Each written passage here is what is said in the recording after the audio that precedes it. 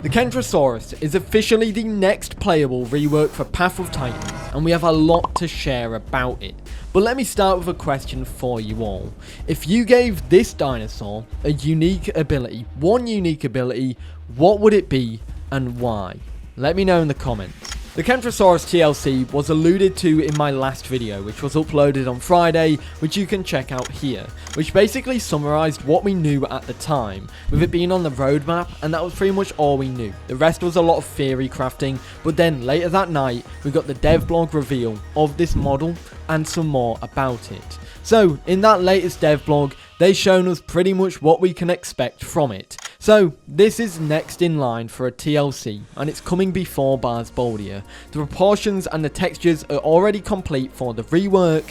There are also some refreshed skins, and Kentrosaurus will be getting new abilities, which will be setting the dinosaur up to be more attuned to a mobile bleeder. With a rework, many of the Kentrosaurus abilities will become directional attacks as well.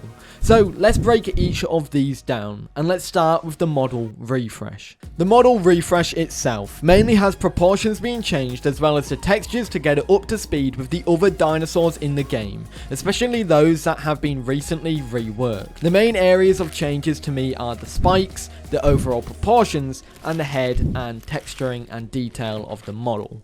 For the spikes, to me, this is probably my favourite part, because when you look at the plates and the spikes, these have had a massive change. Look firstly at the plates and how they connect to the body. Of course, we can have a look at the detail on the plates, but I want to show you how they connect to the body. Before, it was actually very obvious with the difference where they would connect being very blunt, just a line, and you could tell from the texture change from the spike to the body, it was very obvious. Now, these are a lot more blended together from the body to the plate and also the spikes as well, and it's so much nicer. The plates as well have so much more detail, as I just mentioned a little while ago, but of course, if we're talking detail, we need to talk about the spikes, because the spikes used to look rubbery, shiny, like a toy that had just been polished, but now it's detailed. It doesn't have that rubbery effect and fits nicely with the model overall. The proportions, I know this sounds a little bit weird, but the proportion sense the dinosaur has gotten wider.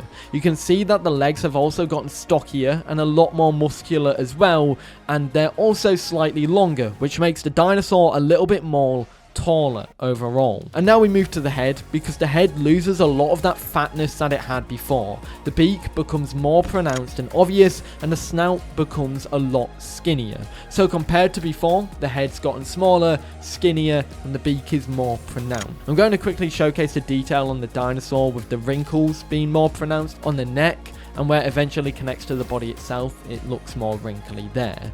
The little circular spots on the body as well. Before, they used to be really obvious because you'd only have just one size fits all, you know, that was the approach. But now they blend a lot better because there's smaller circular spots. There's also more mid-sized circular spots as well along the body, which also shows how they blend from certain parts to the areas which have most of those spots. So that looks really good. I thought that was a very niche thing to say. I don't think many people spotted that, but yeah, I noticed that probably first, and it's really nice. We do get to see the model in a more articulated manner, and it shows that the head in a bit better detail there. It has a tongue and everything like that, which a lot of the older dinosaurs didn't have. I'm not sure if Kentro did, but here's a picture of it before and after, and we can see if it had a tongue or not. But what else do we know so far? When it comes to skins, there are several skins that have been reworked for the dinosaur.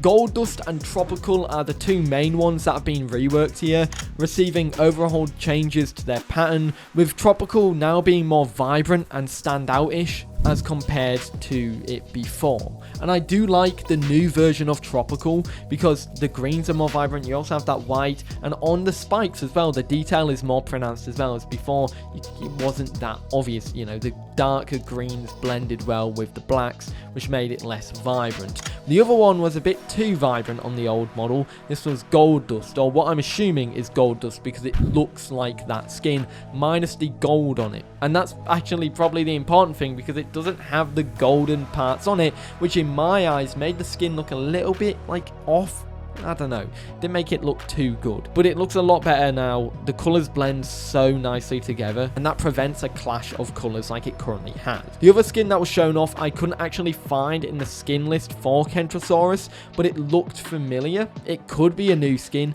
or it could be just another skin that, you know, I can't see for some reason, but it could be a new skin. The abilities and the attacks, however, will be a focal point of the rework of this dinosaur, and I'm going to tell you what we know and what I think we could see as well. The developers said that they are further defining its iconic playstyle while showing off a whole new side to the spined bleeder. This will be the first to benefit from directional attack mechanics. Many of its staple tail attack and swing will now be fully directional. So this means, like its current tail attack being directional as well, the charged tail swing will be moved to be a directional tail attack, going to where you are looking for the swing itself once fully charged. Additionally, with how the developers worded it, we'll likely see some more attacks that could get directional attacks as well. The other thing that they mentioned is this is going to be further emphasized as a mobile bleeder, and there's one thing to keep in mind here. So here's some theories that I kind of thought about and quickly noted down. I could definitely see some form of frontal attack returning with this. We have the shoulder check, but I do think that shoulder check could either be defined even more with a directional attack, or we could see the return of some form of small stomp or a bite or headbutt or something like that. The dinosaur, in my eyes, will focus on bleed. They did say that, so I think a sense or a vocal call to allow for its bleed damage to be boosted, or all dinosaurs currently bleeding to have their cooldown for bleed extended would be really good. As it only has lone survivor as its sense, I can definitely see it getting some more senses, maybe some which allow it to, you know, be better in groups. And because this is a smaller dinosaur, a 2-slot dinosaur, I think it would benefit from that, being able to be in groups, or maybe something where it's specifically with Stegosaur. I also personally think some form of spike sharpen ability similar to the death rattle would be a good idea. This would allow you to scratch your dinosaur onto rocks, sharpening your spikes to allow for a higher bleed output. But as I said earlier, they said a mobile bleeder, so changes to accommodate that with hides and leg abilities, vocal abilities, and so much more would work like a charm. But other than that, what do you think? Let me know in the comments. If you want to check out another video, I recommend this one, where I talked about the complete overhaul to AI that is coming soon for the game, and how it's important with AI dinosaurs. Other than that, I'll see you later. Have a great day. Peace.